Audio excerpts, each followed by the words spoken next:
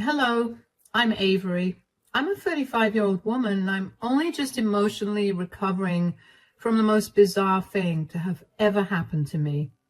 Never in my life did I think that my life would take this turn, but here I am. I wanted to share my story with anyone who wants to listen, partly because I know that this is an interesting story and because this might just help me process what has happened. Let me start by telling a little about my ex-husband, Ross, and me. We met thanks to a few mutual friends. They set us up on a blind date, and I only agreed to go because I had nothing better to do. While I did approach the date with an "I don't care about this" attitude, I found myself very interested in Ross. He was a very charming man, and he had a great sense of humor. We went on several more dates before we became official. Around the time that we made our relationship official, I bought a house. My grandma left me quite a bit of money in her inheritance, and I invested in a good house. About a year after I purchased the home, I asked Ross to move in with me. Only 2 months after he moved in with me, I ended up getting pregnant. We were both very happy about the pregnancy, and we decided that we shouldn't waste time and we should just get married, and so we did. We ended up having a pretty big wedding, and we also announced our pregnancy then. And everyone was overjoyed for us, and to date, I can assure you that it was one of the best days of my life. Anyway, after I gave birth to our son, Ash, life was beautiful initially. Both Ross and I were excited about being parents, and we did our absolute best to get everything right. Ross would help around the house and would actively help with baby care. We were also doing really well career-wise. We were living the dream. But then things started to take a turn when Ash was 4 years old. Suddenly, Ross wasn't paying any attention to me or Ash. He was always on his phone, and he was very secretive about this. I know that any sane person would get suspicious about cheating, but you have to understand that I trusted Ross with my entire soul. Besides, Ross had always been very open about hating cheaters and cheating, so I never suspected a thing. I figured that he must have been going through something at work, which was why he was on his phone so much. I didn't push him because I hoped he'd come to me himself and confide in me.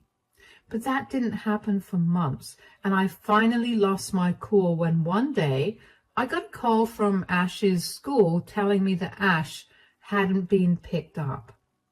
I left my office in a rush and picked Ash up.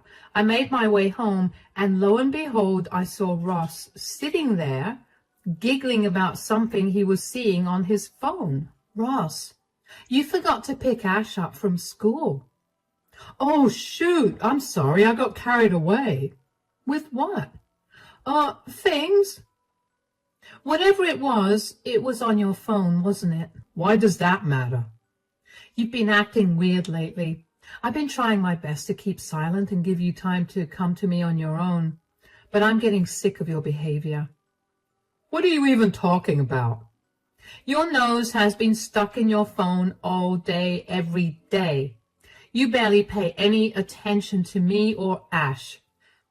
"I'm a little caught up with work. I'm sorry. Geez." "You're so caught up with work that you don't have time for your family? You can't be serious. And what is going on at work that you need to work outside your office?" "Are you accusing me of something? Don't beat around the bush. Come right out and say it." "Why do you think I'm accusing you of anything? I'm asking you if there's something wrong that you aren't telling me about. I'm your wife, for God's sake. The least you can do is tell me what's going on with you." "There's nothing wrong, I promise." "Then why is your nose buried in your phone all the time? And don't you dare tell me it's work, because both you and I know that it's not work." "Fine. It's not working. My colleagues and I were talking the other day, and they introduced me to this app that's essentially like Reddit, where you can make friends and talk to them all anonymously. I've been on there, and I guess I was just having fun learning about new people. Are you serious? Couldn't you have just told me that? Why did you have to go to lengths to lie to me? I don't know. I didn't want you to get even more upset with me. I'm more upset at the fact that you're lying to me. But as much as I'm happy that you're making more friends, I do want you to pay some more attention to Ash and me, yeah? Yeah, I'll do that. I'm sorry I've been so weird recently. It's okay. Now, why don't you go and bathe Ash while I get dinner started? I was relieved at that time that Ross was only doing something harmless, but I couldn't shake off the feeling that something was seriously wrong. I wanted badly for our family to be intact, and I avoided thinking of anything that would hurt that wish. And thankfully, Ross became a better dad again after that. He returned to who he was for a few months. I even thought that our relationship was strengthening, but that didn't last too long. Ross gradually began to go back to being on his phone constantly. He began avoiding all his responsibilities yet again, and he essentially stopped communicating with me altogether. Nothing I said, no matter how gently I spoke to him or how much I yelled, he would not respond to me. He would barely acknowledge me, and it would drive me crazy. I cannot even begin to tell you how many nights I spent crying myself to sleep. This behavior of his continued for 2 years. We only spoke about non-consequential things regarding our everyday life, but never about anything that mattered. Eventually, I got over the hurt and I gave up all hope of our relationship going back to the way it had been. Even Ash got used to Ross barely being there. I only remained with Ross because I didn't want Ash to grow up in a divided household. But that wish, too, came crashing down one day when Ross surprisingly initiated a conversation with me. We need to talk. Yes? What is it? Can't it wait? I have to help Ash with his homework right now. No, I'm afraid this cannot wait. It's something serious. Oh, all right. What's wrong? Is everything all right?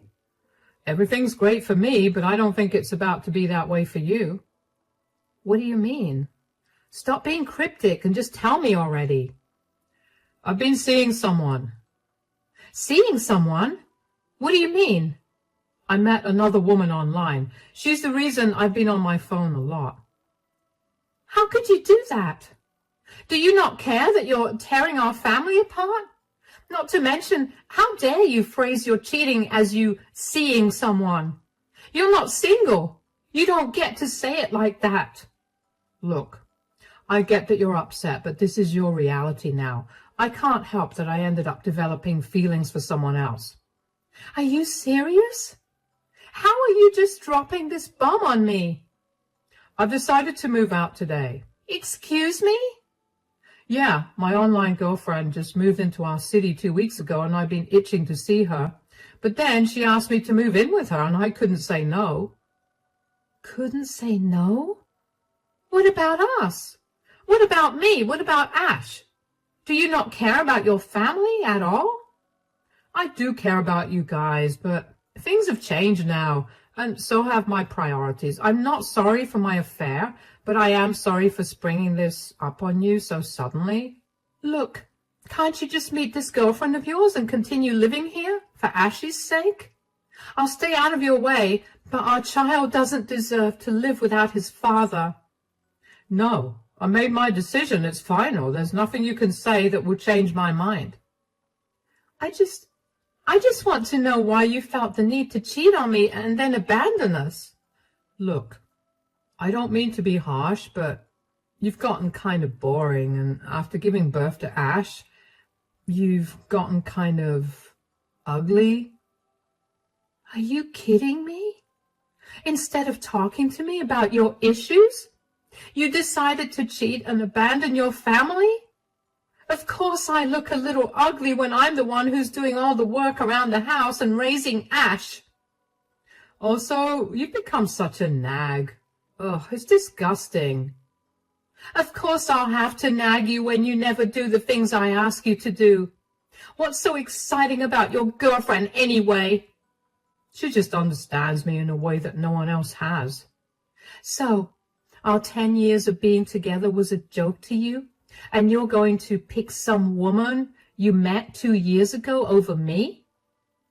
It became a joke the second you became boring, yes. And I'd choose her over someone ugly and boring like you any time. Oh, wow. You know what? You should leave. Go and have a nice life with your girlfriend. But if you ever come crying back to me, just know that I will make your life miserable. I turned around and walked away from Ross at that point because I did not want him to see me break down. That would be giving him too much satisfaction. Ross obviously did not waste any time leaving the house, and the second that he left, I broke down into a sobbing mess.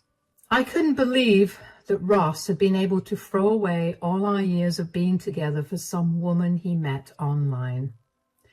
And what I couldn't believe even more was that he blamed me for it. I knew that I had put on some weight after giving birth to Ash, and that I had stopped trying with my appearance after. But to hear him call me ugly outright hurt a lot.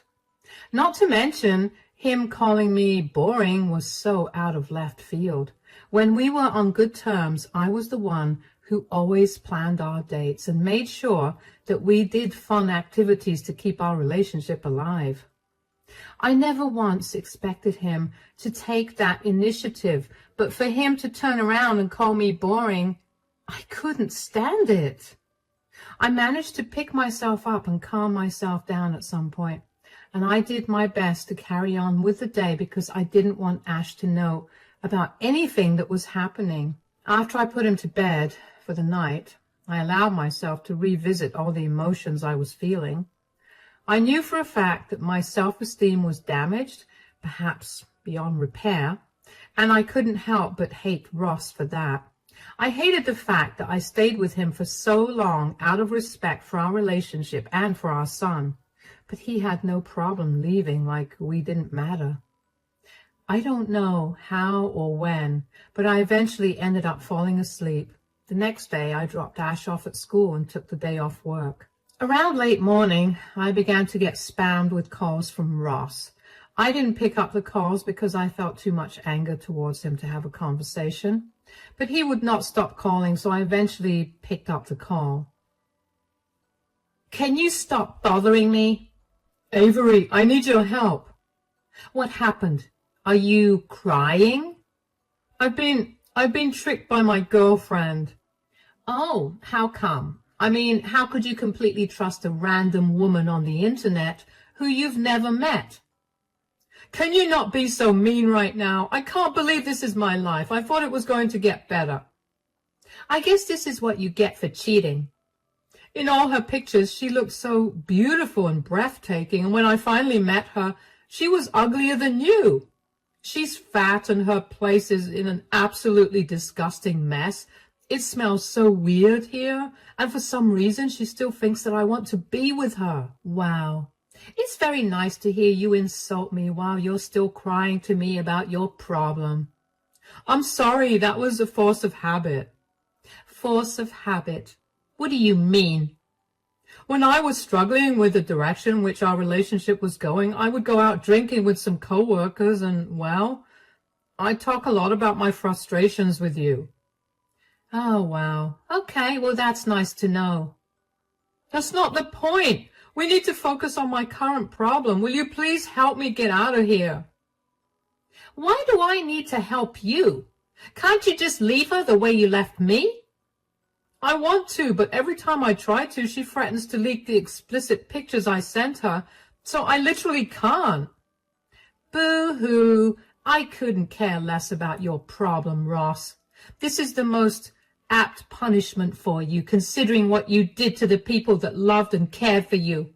I get it. I'm a monster, and I did something really bad, but could you pretend to be a monster for me so I can get out of here? Absolutely not. I'm too ugly and boring to act like a monster, a fact that I'm sure you told your new girlfriend. I swear, I'll do everything to make it up to you. Don't do this to me. Goodbye, Ross. I couldn't believe it. I wasn't a big believer in karma, but here it was, coming back for Ross in less than 24 hours. As soon as I hung up the phone, I couldn't help but burst into laughter. I had to control that laughter for a long while during the conversation, so it felt great to let it out. I couldn't believe that Ross had left me for some stranger on the internet that he had never even met. That did help me feel a little better, but it still did not entirely fix the heartbreak that I had gone through. I blocked Ross's number because I did not want him to contact me anymore, and I decided to spend my time getting over him. I knew that even if he did come back, there was no way that I was going to go back to him. I was done with him, as much as that pained me to realize. I knew that I could never trust him again, and to be fair, I wanted nothing to do with someone who could replace me so easily. I spent a lot of my time working and spending quality time with Ash over the next 2 weeks. Over those 2 weeks, I also began to cope with my feelings by turning them into almost hatred towards Ross, and I felt justified in doing it. Just when I was starting to breathe easy about not having to see Ross for a long time, he showed up at my door. He looked exhausted, and he had his bags with him. I was surprised that he managed to get out of his new girlfriend's home, considering the material she had against him. "Oh, you got out." "I managed to get my hands on her phone and deleted everything she had on me. Thankfully, she was stupid enough to only have single copies of them." "Good for you, I guess. Why are you back here?" "Because I live here, and you are my wife, and I have a son in there." "You didn't seem to care about that 2 weeks ago when you left us. Why are you back, Ross?" "That really is the reason. I had a lot of time to reflect on what I did to you guys, and I realized just what a jerk I was. Please, just give me another chance." "I will never give you another chance. You put me through hell for 2 years. Ash barely even missed you in the last 2 weeks. And that showed me how much you were truly there for him in the last 2 years. Did he really not miss me? Why are you sad about that? You were the one that couldn't look up from your phone. Did you expect anything else? I told you I was sorry. Sorry won't fix everything. Look, I think it's best that you leave right now. I don't want to deal with you or cause a scene. Avery, please, why can't we try couples therapy? Maybe you'd be able to understand my perspective a lot better. I don't care about your perspective, though. I've lost trust in you, and once trust is gone in a relationship, the relationship is essentially a straw house, waiting for some wind to topple it over. Okay, then why don't we try counseling, but only for Ash's sake? I feel bad that my relationship with him has suffered because of what I did. I understand that you might not want to be with me, but think of our son. So I should think of our son when making decisions, but you get to avoid that? I know you're very bitter about how everything has been unfolding, but you can't let that affect Ash. Do the right thing, especially since I messed up and didn't. I will think about it, but even if I agree, don't think that I'm going to come back to you. I despise you with every fiber of my being. If I agree to counseling, it'll only be for Ash's sake. I get that. Again, I'm sorry for what I did, and if I could ask you for one favor, could you keep all of this a secret from my family and our friends? How do you know I haven't already told them? I know you don't like to air our dirty laundry, at least until it's resolved. So please don't say a word. I'm going to do whatever I want, Ross. You got to do that, and you have no right to ask anything of me. I'm really tired from my day, and I don't want to keep talking to you. I don't care where you go for the night, but get out of here. Bye. I was honestly surprised that Ross managed to get out of the situation that he brought upon himself. In fact, I was more upset than surprised that he managed to do that. I wanted him to suffer a little more for it. As for his request for couples counseling, I couldn't bring myself to consider it. As much as I hated to admit it, he had a point about doing the right thing for Ash. I couldn't let my feelings come in the way of providing Ash with a good family. So after thinking about it for a week, I decided to give couples therapy a go. Keep in mind that I was making all these decisions on my own. I didn't want anyone to know about it because I was pretty embarrassed by what had happened, and also because I didn't like letting others into my very personal matters. So again, even though I didn't want to listen to Ross's request, I ended up keeping his affair a secret. Couples counseling was interesting, to say the least. I found out that Ross started cheating on me because he happened to see one of his co-workers' wives, and she was apparently so beautiful that he was embarrassed that I was his wife. That's when he began to seriously analyze his life and eventually came to the conclusion that he could do a lot better than me. So he took to the forum that his friends told him about and felt flattered when a few women began flirting with him. He ended up connecting with one woman in particular, and before he knew it, he had developed feelings for her. Getting some clarity on the entire situation made me feel a lot of mixed feelings. On one hand, I was glad I got the reasons for Ross's affair, but on the other, it made me feel even more insecure about myself. I could tell, though, that as we scheduled more sessions, Ross's hope that we could mend our relationship began to grow. I tried my best to tell him that wasn't happening, but he wouldn't listen. One day, though, Ross's parents approached me and asked me what was going on between Ross and me. I never took the time to think about where he had been living, but apparently he had been living with them. He apparently refused to give them any solid reasons for why we weren't living together, and they got tired of his excuses. I was tired of dealing with Ross too, so I cracked and told them everything. They were shocked to hear about it and apologized a lot for his behavior. I didn't expect anything drastic to come out of it, but things apparently went downhill for Ross after that, because only a week later, he showed up at my door looking very angry. "You told my family." "About what?" "About my affair." "Well, they asked me when you were being evasive, apparently." "Do you even know what you've done?" No. Why?" "My parents have disowned me and I've become the laughing stock of my entire family." "I don't see why that's an issue, Ross. You did this to yourself, remember?" "I thought we agreed to do couples counseling. You were supposed to forgive me and we were going to move past this." "First of all, I'm not supposed to do anything, especially when you cheated on me and were ready to leave your family behind for a stranger. And secondly, I only agreed to couples counseling out of concern for Ash. I may not like you, but I know that Ash adores you and I'm willing to put up with you only because of him." "You don't like me? Why? I mean, I know I made a mistake, but I've been trying my hardest to make up for everything. Don't you think that you're being too harsh on me?"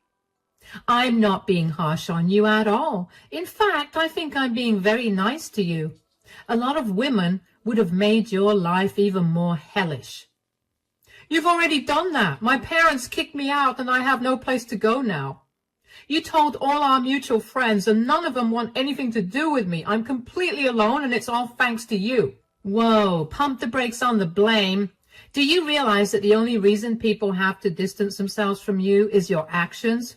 You chose to emotionally cheat on me and then try and leave your 8-year-old son and wife for a woman you found online. And then you pathetically came crawling back to me when you realized that your girlfriend was not who you thought she was. "But that was a genuine mistake. I was very unhappy and I was not in a good place mentally." "You can't blame me for my actions when I was mentally unstable." I know that not being in a good place mentally can make someone do stupid things, but that still does not excuse their actions. I understand that you did what you did because you weren't doing good, but you could have also tried to go to therapy instead of cheating on me.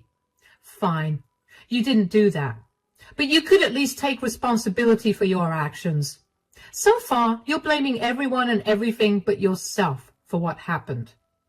Fine, I'll go to therapy for myself. But you need to reverse what you've done. It's only a matter of time before my colleagues also find out, because your friend who works with me also knows about what happened. I can't reverse anything, and even if I could, I wouldn't. You've shown me and everyone in our lives that Ash and I don't mean anything to you at all. We're just good backups. And that's not okay with me. We're your family, and if you can't treat us like that, then you can leave. You don't want to leave, so you need to deal with all the backlash. If I'm being honest, I didn't expect the news to spread like wildfire. I didn't think that Ross would suffer a lot, but I was happy that he was. I knew that I didn't have it in me to be mean to him. I still had such a soft spot in my heart for him. But to see that something I had done had unintentionally led to his downfall made me incredibly happy. Since everything was pretty much in the open after that, I decided it was time to go ahead with the divorce. Of course, I sat down with Ash and explained to him as gently as I could that his father and I were going to be living separately. Ash had a lot of questions, and I tried my best to be as honest as possible without tainting his perception of his father. Thankfully, Ash didn't seem too upset, and trust me, I checked in on him every single day for over a week to make sure that he was doing okay. He remained the happy, bubbly kid he was and did not seem upset about the divorce at all. I mean, on the one hand, I was happy that he was doing good. But on the other, I couldn't help but feel so angry with Ross for neglecting Ash enough for Ash to not even feel upset at the thought of his dad leaving. I got the divorce filing process started almost immediately after I told Ash about it. I don't know why, but Ross seemed very shocked when he got served with the divorce papers. Okay, fine, I'll admit it. I made sure that it was served to him while he was at work. He must have been humiliated, but I was beyond caring. I only wanted to cut all ties I had with him. Ross called me to scream at me for stringing him along and giving him false hopes when I agreed to couples counseling. I didn't have it in me to argue with or entertain him anymore, so I simply told him that he was out of his mind and hung up on him. And of course, Ross was not going to make the divorce process easy for me. He contested the divorce and wanted to get everything that we shared. Of course, the court didn't let that happen. I was given the house because I had been the one that paid for it, and it was my name on the title and deed. As for our finances, I had already withdrawn what was my contribution to the account the day that he left us, so all that was left was his money. I let him have all the things that he paid for in the house, and then with that, I was done with him. I also fought to have full custody of Ash, and since my state gives mothers priority, I got it. Ross was given visitation hours every weekend and was ordered to pay child support.